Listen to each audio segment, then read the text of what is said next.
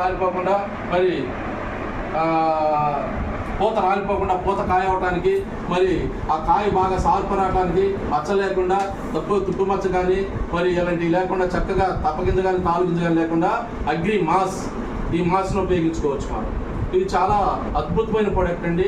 చాలా షైనింగ్ తీసుకొస్తుంది పైర్ని. ఇప్పుడు ఫినిషింగ్ టచ్ చేస్తూ ముడిగా ఉన్నటువంటి కాయని చాలా పొట్టదశలు ఎలా తెల్ల ఈనేటప్పుడు మనం వరి పైన అయితే మనకు వచ్చేదానికి పొట్టలు ఎలా తెల్ల ఈనేటప్పుడు గిల్టులు భీములు కొడతాం. మీకు అందరికి తెలుసు కదా, గిల్టులు భీములు కొడతాం కదా.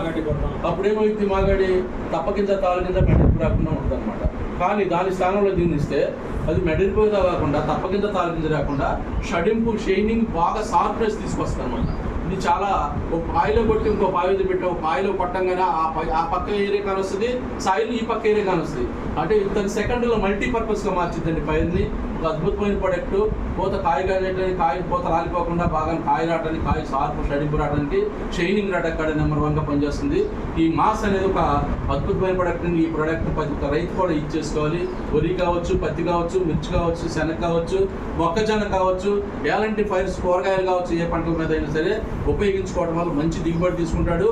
ఈ పంటలను ఇవన్నీ వేసినటువంటి రైతు చక్కగా మంచి ఆరోగ్యాన్ని కూడా తీసుకోవడానికి 100% ఉపయోగం ఉంటుంది.